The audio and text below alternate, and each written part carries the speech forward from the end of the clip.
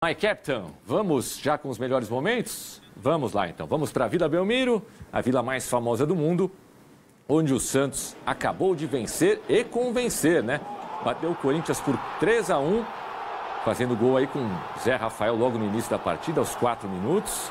O time do Vojvoda, para mim, tem jogado bem, exceção feita o último jogo contra o Ceará, quando tomou uma sova, né, de 3-0 lá em Fortaleza. Tirando isso, para mim, Lázaro, o Santos tem jogado bem com o Vojvoda, muito mais do que jogava com o Kleber Xavier, por exemplo. Tá criando uma identidade, né? Tá criando realmente um time, aquilo que muito se falou sobre o Neymar, quando a volta dele, um time que teria que jogar para ele, né? O time se adaptar para o Neymar, Tomás. Eu acho que hoje, depois da mudança também, né, da chegada do Vojvoda, e assim, vamos abrir um parênteses para esse golaço do Laser, né? Benjamin Rollaser, eu sou fã, né? Gosto muito, desde a época de Estudiantes. Esse não foi o Barreal? Não, foi o Rollaser, né, que fez o gol do... Não, o Barreal. O Rollaser faz o terceiro, né? De pênalti. Fez o terceiro de pênalti. O Barreal faz o... Aliás, o Barreal é um jogador que...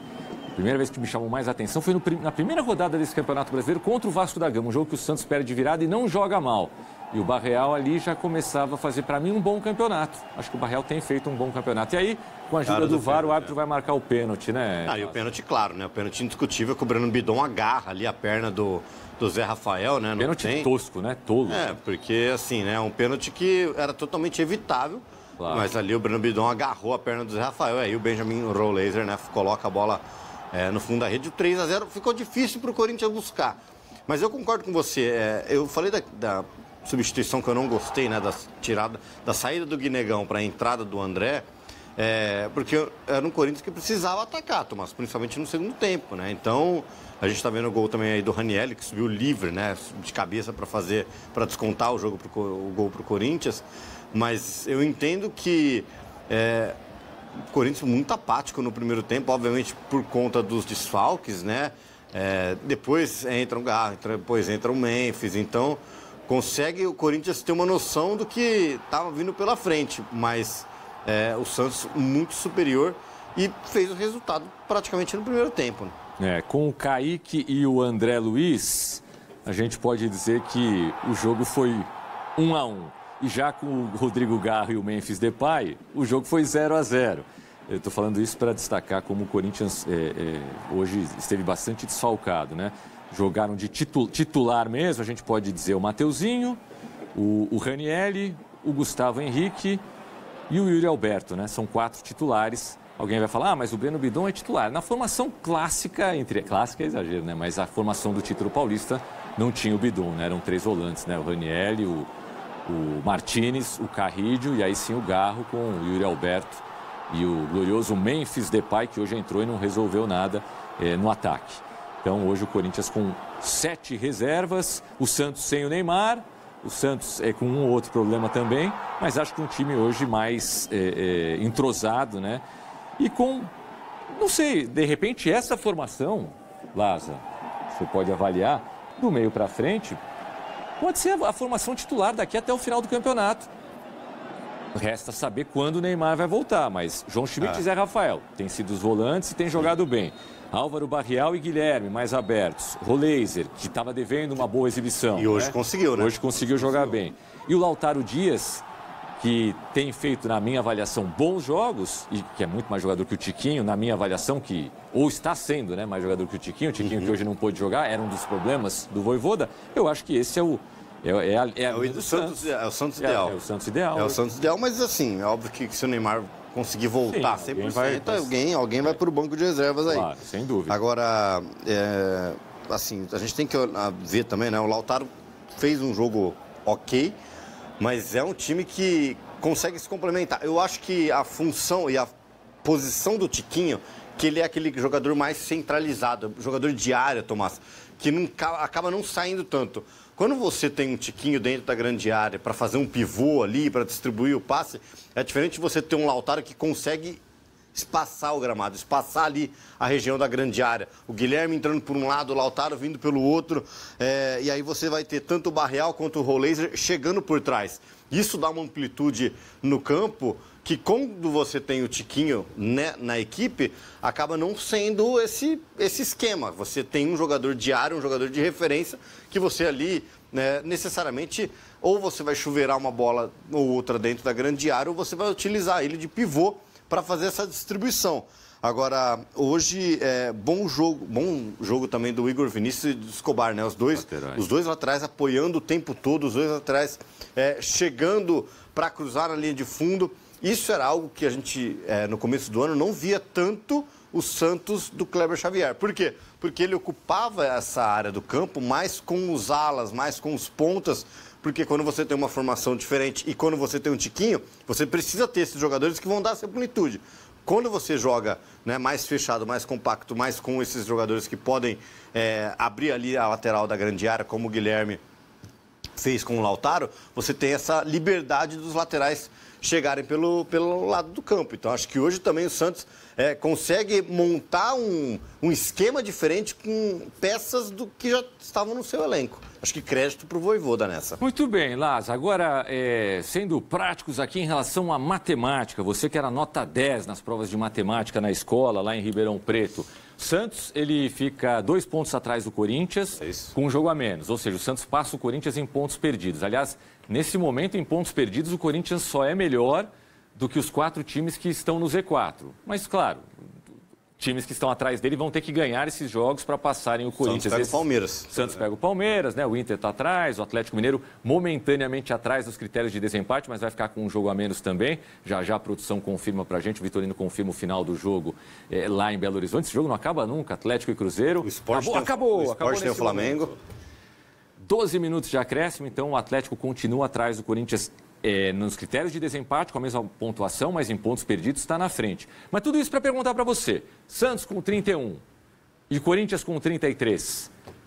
Tem motivos para se preocupar ainda? Eu acho que ainda tem.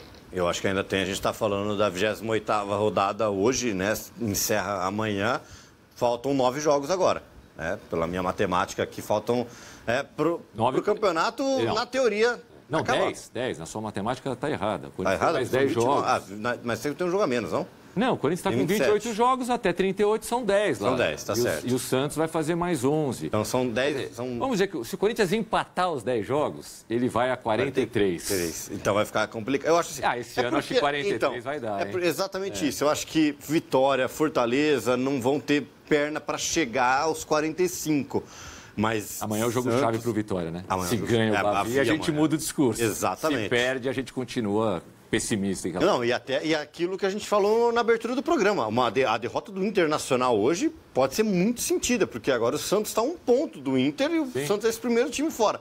Se o Vitória ganha e vai a 28 amanhã, aí a história muda. Começa a aparecer no retrovisor de novo. Né? Exatamente. Eu acho assim, o Sport já foi, né? O Sport realmente é o time que não está matematicamente rebaixado ainda, mas virtualmente já não apresenta uma melhora enquanto a gente está vendo a tabela de classificação. Agora, para responder essa pergunta, prático, eu acho que Santos e Corinthians ainda não devem tranquilo. Sabe aquele que você desamarra o calção já para jogar leve, abaixa a meia? Ainda não. Tá certo. E o Juventude, se perder o jogo amanhã, eu acho que aí também, Lázaro, você vê, ele vai precisar de 3 vitórias e tropeços para sair da zona do rebaixamento, né? Teria que fazer aí 32 pontos, ou seja, 3 vitórias, e o Santos não ganhar nada. Só falando do Santos, né? O Santos perdeu os próximos jogos, e o Santos ainda vai ficar com um jogo a menos do que o Juventude quando ele entrar em campo amanhã. Então, para o Juventude amanhã, o empate já é ruim, imagine a derrota. A gente vai para Vila Belmiro, onde começa a falar nesse momento o técnico argentino Vojvoda. Boa noite. Bueno, hay parte de estrategia, de la parte táctica también es un factor importante en fútbol, mas acho que o principal fue la actitud, la agresividad para la presión, ese contagio de jugadores entre jugadores y ese contagio se fue para la torcida también y voltaba el apoyo de la torcida. Entonces, fútbol ten cosas de táctica, mas muchas veces o treinadores cuando ganamos o cuando se pierde una partida se hace mucho foco en la táctica, mas hay otras cosas que son tan importantes como esa. Yo que essa atitude, esse tipo de vontade para jogar futebol é muito mais que o tática, ¿sí? Então, parabenizo a cada de meus jogadores, parabenizo a todo o elenco também, a los jogadores que no participaron hoy, mas treinan a una intensidad alta.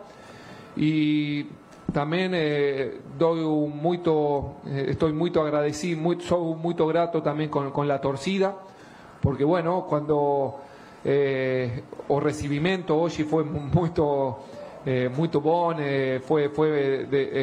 causava emoção hoje, e precisamos deles, precisamos da torcida, precisamos de você também.